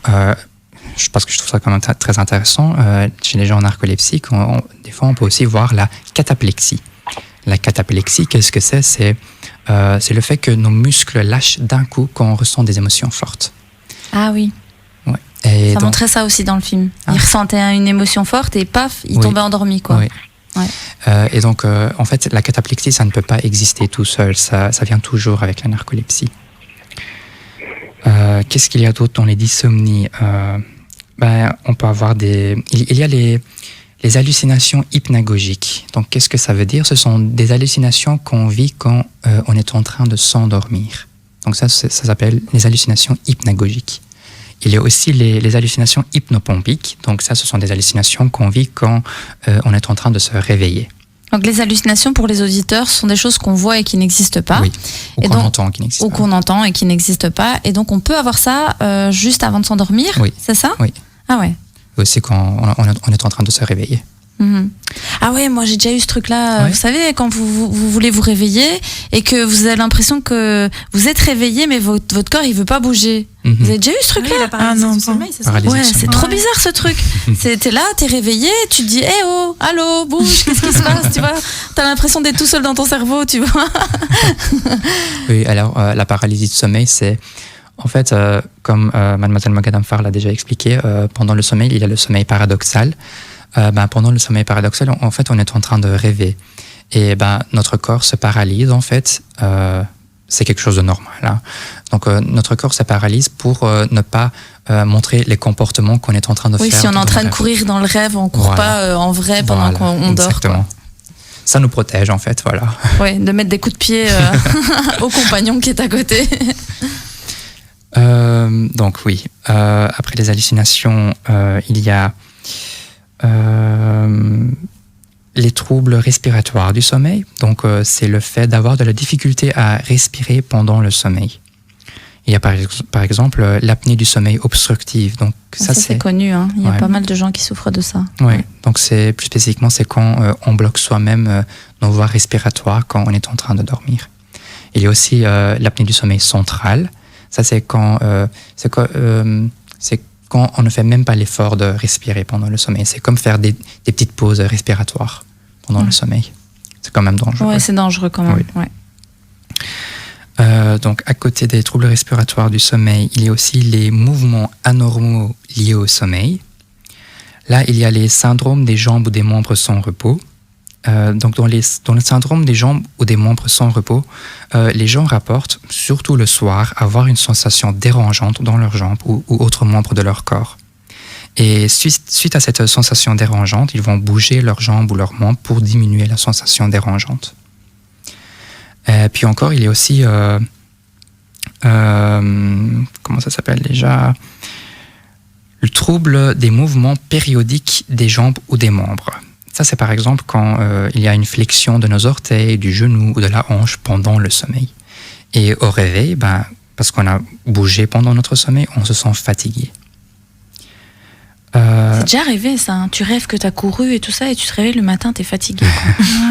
Ça vous est pas déjà arrivé ça? Moi, il m'arrive que des trucs bizarres en fait. Je suis pas psychologue pour rien. Moi, des fois, je rêve que je course et tout, que j'ai fait du sport et tout. Je me réveille le matin, je suis crevée, quoi. Mais il paraît que ça, pour les neurones miroirs et tout ça, il paraît que ça vient de là aussi. Le fait de rêver qu'on fait de l'activité pendant qu'on rêve, on se sent après épuisé en se levant le matin, quoi. Il y a un truc j'avais lu une étude sur ça, c'était très drôle. Moi, je m'intéresse toujours à plein de trucs comme ça, un peu bizarroïdes, mais c'est toujours bien sympa. Du coup, il y a beaucoup de troubles du sommeil. On peut avoir plein de types de troubles du sommeil différents et qui vont impacter sur la qualité du sommeil. Oui. Oui, je voudrais bien continuer. Il y en a encore beaucoup. Enfin, quelques-uns. Quelques-uns, allez. Il y a. Parce que tous ces noms compliqués, je ne sais pas si les auditeurs vont les connaître. Bon, en général, il y a aussi les troubles du rythme circadien. Donc, ce sont des troubles qui sont liés à notre rythme de veille-sommeil. Par exemple, le syndrome de retard de phase du sommeil. Ça, c'est quand on va dormir plus tard et se réveiller plus tard. Il y a aussi, par exemple, le syndrome d'avance de phase de sommeil. Ça, c'est où on dort plus tôt et se réveille plus tôt. Le rythme veille-sommeil irrégulier, où des fois on dort et se réveille tard. On a beaucoup d'ados qui ont ça aussi, dans le sens où par exemple la nuit ils ont envie de papoter avec leurs amis et tout ça, ils vont dormir super tard, mais du coup ils sont en décalage et la journée ils dorment et après ils sont en décrochage scolaire. Enfin, on a des jeunes qui ont ça, et même des personnes maintenant avec l'avènement des réseaux et tout. Franchement, il y a plein de gens qui restent sur les réseaux la nuit et qui du coup sont crevés et dorment la journée, quoi. Et donc il y a cette inversion du cycle du sommeil en fait. Surtout maintenant avec le Covid, avec la quarantaine ou le confinement, on est tous un peu décalés, je pense. Et ouais, parce qu'en fait, plus la nuit. Ouais, mais il y a plus de, parce que t'as plus de repères en fait. T'as plus de repères. Si tu dois rester tout le temps chez toi, jour, nuit, parce que l'activité la journée, l'activité la nuit, tu fais même plus la différence, quoi. Tu vois, c'est plus ou moins la même chose, quoi. C'est ça qui permet aussi de réguler en fait ton sommeil, c'est d'avoir des activités. Même chez le bébé, en fait, tu vas moi, je sais qu'avec mes petits, quand je veux qu'ils fassent la nuit quand ils sont petits, je vais carrément mettre un volet noir, enfin pour qu'il fasse noir dans la chambre. Je dis voilà, ça c'est l'heure de dodo. Et puis quand il fait clair, ça c'est l'heure du jour. Maintenant, tu peux rester éveillé. Et puis là, après, tu peux dormir. Quand je dors, tu dors. Quand tu... Non, mais c'est vrai, c'est pas évident pour les bébés de trouver le rythme, hein, comme tu disais tout à l'heure. Finalement, c'est un petit peu dérégulé, ça va dans tous les sens. Donc, il faut avoir une certaine hygiène de vie, finalement, hein, pour lutter contre ces troubles du sommeil. Oui. Est-ce que j'ai encore le temps de peut-être demander à Mademoiselle Moghadamfar, c'est quoi l'insomnie, finalement? Parce que du coup, Monsieur Senel nous parle un peu de tous ces troubles qui existent. Des troubles quand même qu'on peut retrouver même nous en consultation, hein. Ceux que tu as cités, il y en a quelques-uns que je connaissais, mais du coup, qu'est-ce que c'est que l'insomnie? C'est une insatisfaction concernant la quantité ou la qualité du sommeil. C'est-à-dire que parfois on dort, mais quand on se réveille le matin, on se sent très fatigué alors qu'on a dormi. Ou parfois on dort pas assez. On sait que par exemple on a dormi que 2 heures alors qu'on est supposé dormir à 8 heures. Voilà. Donc c'est plutôt lié à notre perception. C'est lié à notre perception. Oui, la perception et aussi le nombre d'heures, parce que il y a une différence au niveau de l'âge. Hein. Plus on vieillit, moins on dort. Ça c'est vraiment lié à notre corps, mais de façon générale, c'est une insatisfaction. Et donc, la personne ressent que son sommeil est difficile à obtenir, ou c'est pas suffisant, ou il a dormi, mais il n'a pas de force, donc c'était pas récupérateur, vous voyez. Et ça s'arrête pas là, parce qu'il va aussi avoir des répercussions diurnes, plus tard. D'accord. Est-ce qu'il y a différents types d'insomnie, Mademoiselle Stitou? Oui, il y a deux différents types d'insomnie. Il y a l'insomnie chronique, elle dure 3 nuits par semaine, on va dire, qui dure plus ou moins 1 mois. Et puis il y a l'insomnie transitoire qui, elle, ne dure que quelques nuits, pardon. Oui, donc ça peut être, par exemple, suite à un événement, on n'arrive pas à dormir, et puis vous avez des gens qui sont vraiment, vraiment insomniaques, et chez eux, ça peut durer sur plusieurs mois, quoi, par exemple. Par phase. Et c'est vrai que Mademoiselle Moghadamfar, par rapport à ce que vous disiez, moi j'ai parfois des personnes âgées qui viennent en consultation, qui me disent qu'elles sont insomniaques, mais en réalité, quand elles me donnent le nombre d'heures qu'elles dorment par nuit, c'est tout à fait normal par rapport à leur âge en fait. Et ça aussi, il y a aussi cette croyance que, par exemple, même à 65, 70 ans, on doit dormir 10 heures par nuit ou 8 heures par nuit, alors que la moyenne c'est plutôt 5-6 heures par nuit pour les personnes plus âgées. Donc ils disent oui, mais je vais dormir à minuit, à 5 heures du matin, je suis déjà réveillée, donc c'est pas normal, je suis insomniaque. Mais ils sont pas insomniaques à ce moment-là. Ou je me trompe? Exactement, la durée de sommeil varie. Par exemple, un petit bébé, il va dormir 12-13 heures par jour et c'est pas du tout Plus même. un problème. Ouais. Plus, voire plus, voilà. Mais donc ça diminue, ce n'est pas du tout une insomnie. Non, tout à fait. Est-ce que je me dis par rapport à les causes et les conséquences de ces insomnies, c'est quoi les causes et les conséquences de ces insomnies, mademoiselle Moghadam-Farr? Alors, comme ma collègue vient de dire, on a l'insomnie transitoire et l'insomnie chronique.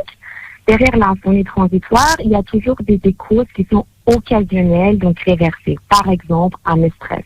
Par exemple, une hygiène de sommeil, une mauvaise hygiène de sommeil, ou par exemple, un environnement qui n'est pas très adapté.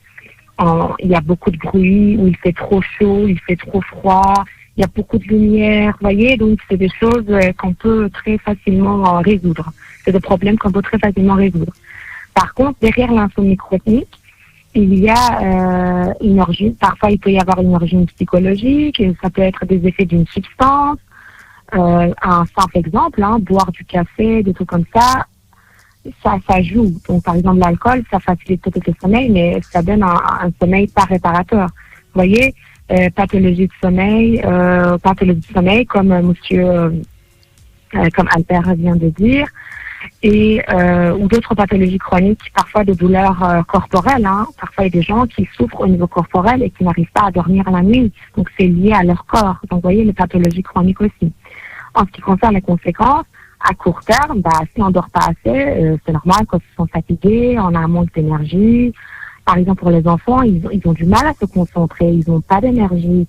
Ou par exemple, l'irritabilité, que ce soit chez les enfants ou chez les adultes. Les études ont montré qu'un manque de sommeil a un effet sur notre humeur. Donc, on a un manque de contrôle sur nos émotions. On est très irritable, à fleur de peau. Il y a la somnolence diurne, perte de mémoire et aussi accident de voiture à court terme. Et à long terme, pour les enfants, de nouveau, des difficultés scolaires. Vous voyez que si l'enfant n'arrive pas à se concentrer, n'arrive pas à bien mémoriser, il va y avoir des difficultés à ce niveau-là. Pour les adultes, des difficultés professionnelles, faire des erreurs tout le temps parce qu'on n'arrive pas à se concentrer, et aussi prise de poids. Donc vraiment, tout est très lié. Merci. Écoutez, on va faire une petite pause et après la pause, on parlera de la sieste. Moi, ça, c'est quelque chose que j'aime beaucoup. Donc, on va parler de ça avec Monsieur Senel. Restez avec nous, chers auditeurs, pour la dernière partie de notre émission. Et je vous dis à tout de suite. Vous êtes dans la dernière partie de votre émission Santé pour tous, émission préventive qui démocratise l'accès à des informations autour de la famille et de la famille, de la santé et du bien-être. Donc aujourd'hui, nous parlions de la dépression et du sommeil. Juste avant la pause, je voulais savoir si c'était une bonne idée de faire une sieste. Monsieur Senel allait nous répondre. Oui. Alors, généralement, les siestes, c'est à éviter. Mince. Sauf si on a vraiment le sentiment d'avoir mal dormi. Alors là, ok. Pourtant, dans certains pays, ça se fait. Oui, ça se fait bien d'ailleurs. Alors, si on a vraiment envie de faire une sieste, il vaut mieux le faire dans notre lit. Avec un réveil pour 20 à 30 minutes et de préférence avant 15 heures. Parce que si on le fait après 15 heures, ça va diminuer notre sommeil profond du soir. Oui, c'est vrai. Moi, je dis souvent aux parents, ne laissez pas les enfants dormir en rentrant de l'école parce que du coup, après, ils n'arrivent plus à se rendormir plus tard dans la soirée. Ça, c'est vrai. Mademoiselle Benhamar, qu'est-ce que le cauchemar chez les enfants? Est-ce que c'est la même chose que des terreurs nocturnes? Non et oui, on va dire. Donc, les cauchemars chez les enfants sont des rêves effrayants qui réveillent l'enfant en le laissant angoissé et apeuré. Ils surviendraient de façon occasionnelle chez 30% des enfants de 5 ans. Ils augmentent en fréquence avec l'âge et plus fréquemment, je bafouille, et plus fréquemment chez les filles. Les cauchemars surviennent en deuxième partie de nuit durant le sommeil paradoxal. Le cauchemar s'accompagne d'un éveil où l'enfant retrouve rapidement une conscience normale et peut raconter ce mauvais rêve vécu. Du coup, concernant les terreurs nocturnes, elles apparaissent en général quand l'enfant est âgé de 18 mois à 4 ans. Elles sont plus rares après l'âge de 5 ans. Du coup, pendant une terreur nocturne, l'enfant n'a pas conscience de la présence de ses parents car il n'est en réalité pas vraiment réveillé. Les terreurs nocturnes durent généralement 1 à 5 minutes, mais elles peuvent être plus longues chez certains enfants. Ces terreurs nocturnes au cours du sommeil lent profond, elles durent habituellement 1 à 2 heures après l'endormissement. Elles surviennent plus souvent au début de nuit, car c'est à ce moment que les périodes de sommeil lent profond sont les plus longues, mais elles peuvent également avoir lieu plus tard dans la nuit. Une fois l'épisode des terreurs nocturnes terminé, tous ces signes disparaissent et l'enfant se recouche rapidement, sans difficulté et sans se rendre compte que la présence de ses parents était là. S'il se réveille totalement, il est souvent perdu et inquiet, particulièrement si ses parents montrent des signes d'inquiétude ou sont perturbés. Parce que pour une situation qui vient de se passer de la terreur nocturne, généralement le lendemain matin, la plupart des enfants n'ont pas de souvenir de cette phase-là.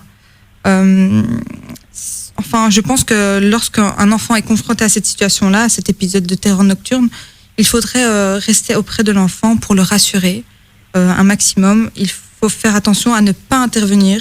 Il faut laisser la transition se faire vers la prochaine phase du sommeil, le rassurer. Et de toute manière, le lendemain matin, il n'en aura aucun souvenir. C'est plus les parents qui en auront des souvenirs que l'enfant. Oui, c'est ça. Et du coup, ça ressemble au somnambulisme, on dirait, le fait qu'ils s'en souviennent pas, qu'ils se réveillent la nuit. Mademoiselle Sitou, vous pourriez nous dire qu'est-ce que c'est que le somnambulisme et quel comportement adopter face à un enfant somnambule? Est-ce que ça dure toute la vie? Alors, la plupart des personnes qui sont touchées par le somnambulisme sont principalement des enfants et puis plus rarement chez les adultes. Ces crises apparaissent en général dans la première partie de la nuit, dans ce qu'on appelle le sommeil lent profond, mais on n'a aucun souvenir de ce qui s'est passé. Alors c'est un état d'éveil incomplet où le corps est réveillé, mais le psychisme est endormi. Donc il survient plus particulièrement les 3 premières heures du sommeil. Et donc la personne va avoir une activité motrice, donc ça peut être juste s'asseoir sur son lit en ayant les yeux ouverts, mais avec un regard plutôt absent. Mais aussi, en général, c'est la forme la plus connue, c'est que la personne peut marcher dans son appartement, monter les escaliers, etc. Ça fait peur, hein? Ouais. Mais le somnambulisme peut aussi être héréditaire, en fait. Mais il y a aussi la cause du stress, l'anxiété ou le manque de sommeil qui peut également provoquer ces crises-là. Et puis, en général, il n'y a pas raison de s'inquiéter, hein. Pour un enfant qui fait régulièrement des crises, normalement, ça disparaît plus souvent à l'adolescence. Puis malheureusement, des fois, ça continue à l'âge adulte aussi. Et donc, face à une personne qui fait une crise de somnambulisme, il faut éviter de le réveiller car, en fait, comme il est dans un état en général de confusion, il peut être extrêmement agressif et ne pas comprendre ce qui est en train de se passer. Donc, le mieux, c'est de le raccompagner calmement dans son lit en utilisant des mots simples. Donc voilà. Et puis il est important aussi de protéger l'environnement du somnambule, en verrouillant par exemple les portes, les fenêtres, éviter de dormir en hauteur et puis avoir une bonne hygiène de sommeil. Et puis il y a aussi l'hypnose qui fonctionne très bien. Sur le somnambule. Oui, voilà, sur le somnambule. C'est bon à savoir ça. Est-ce que le somnambulisme est associé à d'autres comportements pendant le sommeil, Mademoiselle Benhammer? Oui, je vais donner l'exemple de la somniloquie. Généralement, on ne connaît pas le terme, mais on connaît le comportement. C'est le fait d'avoir des discours peu élaborés, comme dire des bribes de phrases, des injures, des mots grossiers, des discours peu élaborés durant la nuit. Ah, donc on ne sait pas vraiment du somnambulisme, c'est de la somniloquie. Le fait de parler, d'être réveillé, de parler, mais de pas savoir, de pas se souvenir en fait finalement de ce qu'on est en train de raconter. Oui, d'accord. Elle peut être aussi très agressive. Hein. Ça, c'est un élément. C'est vrai? Oui. Ah ouais. Donc il faut faire attention un petit peu. C'est dangereux ces bêtes-là. Donc si vous avez quelqu'un de somnambule, faites attention. Faites attention. Monsieur Senel, est-ce que la lumière bleue a un impact sur la qualité du sommeil? Alors oui, la lumière bleue, en fait, ça diminue la production de mélatonine. Donc la mélatonine, c'est un neurotransmetteur qui nous aide à dormir. Par exemple, on voit aussi chez les gens qui sont atteints de cécité, donc qui sont aveugles, qu'ils ont souvent le syndrome libre-cours. Donc le syndrome libre-cours, c'est leur corps n'arrive pas à reconnaître les facteurs de l'environnement, comme par exemple la lumière du jour, pour pouvoir gérer le rythme de veille-sommeil. Et donc ça veut dire quoi? Ça veut dire qu'il faut mettre une lumière bleue dans la chambre des enfants? Parce que les veilleuses, en général, c'est toujours bleu. La lumière bleue, c'est... C'est pas bon alors, non, du coup? Non. Ils n'ont pas compris le truc dans le business là, des veilleuses là, pour bébé. Là. C'est quoi cette histoire? À chaque fois, ils mettent des petites lumières bleues. Là. Même le babyphone, il est bleu. C'est des petites lumières bleues pour le babyphone et tout. Donc en fait, ça pousse à rester éveillé. Oui, en fait, il y a des recherches qui montrent que la lumière bleue, ça fait en sorte que les gens au travail, par exemple, restent plus attentifs. Avec la lumière bleue? Oui. C'est fou ça. Je vous promets, moi j'ai des enfants, j'ai un babyphone. Le babyphone, la lumière de veille, c'est bleu. Les petites veilleuses, quand tu veux mettre une veilleuse pour le bébé, les petites étoiles là, même chez Ikea, je sais pas si j'ai le droit de dire ça, je veux pas dire, chez Tut, même chez eux, ils vendent des petites veilleuses avec du bleu. Je promets. Franchement, j'ai appris quelque chose aujourd'hui. Mademoiselle Moghadam Farr, est-ce que les aliments qu'on mange peuvent impacter notre sommeil? Oui. En fait, il faut faire attention à nos habitudes alimentaires. Par exemple, avant d'aller dormir, il vaut mieux pas manger des aliments qui sont trop acides parce que ça peut générer des reflux gastriques, des brûlures au niveau de l'OSSR. Il vaut mieux aussi éviter des repas qui sont trop lourds. Pourquoi? Parce que en fait, comme je vous ai dit au départ, quand on dort pendant notre sommeil, nos organes sont au repos. Et donc, les systèmes digestifs aussi se reposent. Et donc, si on mange beaucoup trop alors que notre système digestif est dans un état de repos et donc on a un système digestif qui est au ralenti, quand on va se réveiller le matin, on peut avoir des crampes, des ballonnements, etc. Normalement, un ventre plein et un système digestif au ralenti, ça fait pas bon ménage.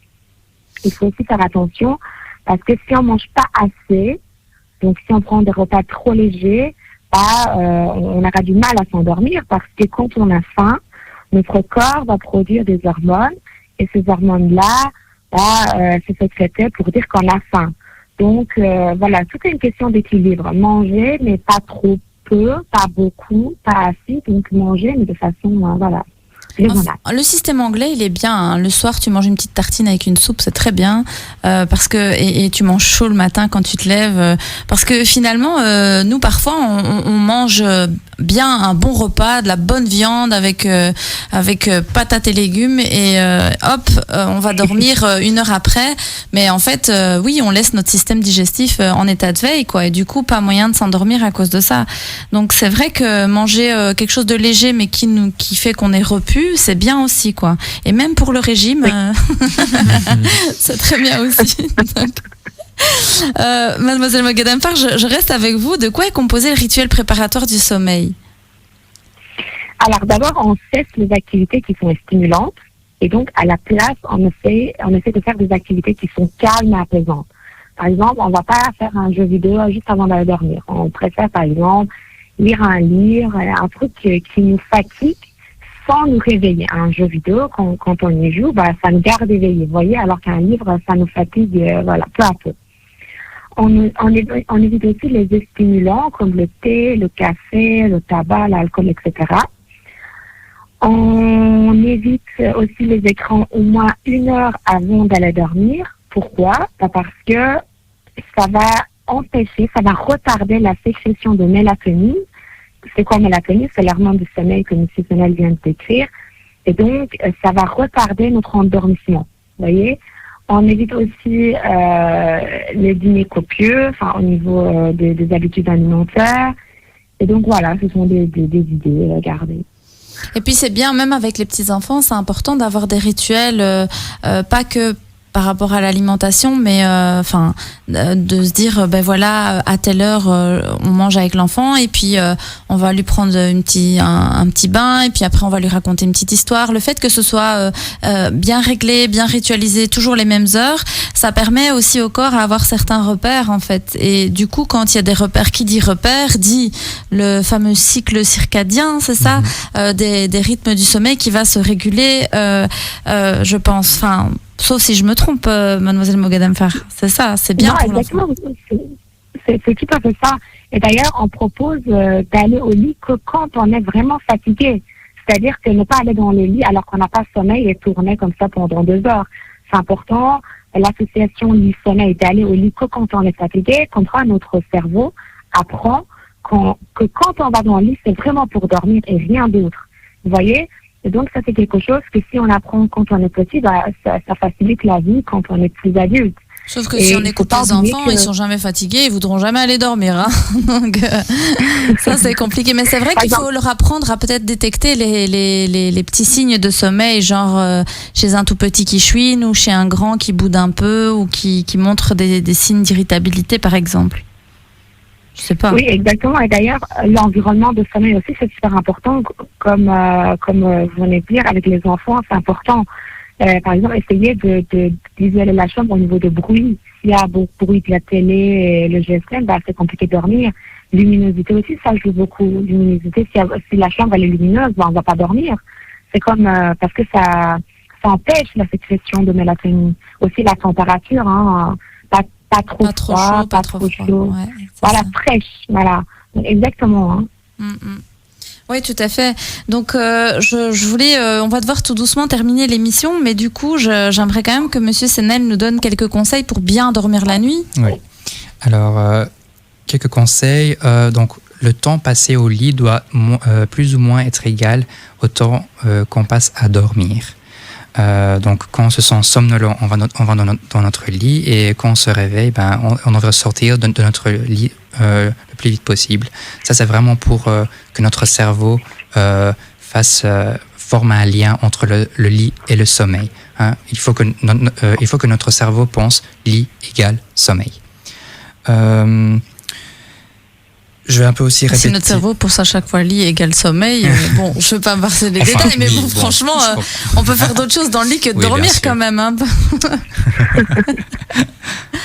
Alors, d'autres conseils, je vais un peu répéter ce que vient de dire Mademoiselle Moghadam-Farr. On peut se détendre 1 heure avant d'aller dormir, donc parler, écouter de la musique calme ou lire un livre qui n'a pas trop d'action. En fait, faire des choses qui ne nous feront pas trop anticiper ou stresser. Si on n'arrive pas à s'endormir dans environ 15 à 20 minutes, on sort de notre lit, on va dans une autre pièce pour faire quelque chose de calme. Et on retourne au lit quand on commence à se sentir somnolent. On peut aussi utiliser un réveil pour se réveiller à la même heure chaque jour, même les week-ends. Ça aide aussi à garder le rythme. Il faut aussi mieux éviter les siestes, comme on l'a déjà dit, éviter la caféine 4 à 6 heures avant de dormir, éviter le sport intense 2 heures avant de dormir et éviter les lumières et les bruits au lit. Et pour le confort, pour finir, dormir dans une chambre avec une température d'entre 18 à 21 degrés Celsius. Super, merci pour tous ces conseils, Monsieur Senel. Je vous remercie, Mademoiselle Moghadam-Farr, d'avoir été avec nous, Mesdemoiselles Stitou et Benamar aussi. D'ailleurs, vous pourrez les retrouver à l'espace Santé Famille, qui est situé chaussée de Louvain 51 à 1210 Bruxelles. Je remercie vraiment d'avoir été avec nous aujourd'hui. J'espère que nos auditeurs ont bien appris la leçon sur comment bien dormir et aussi surtout de ne pas culpabiliser par rapport à la dépression. On en a beaucoup parlé dans la première partie. Je vous dis, chers auditeurs, à samedi prochain pour une autre émission, une autre aventure avec d'autres professionnels de la santé. À très bientôt.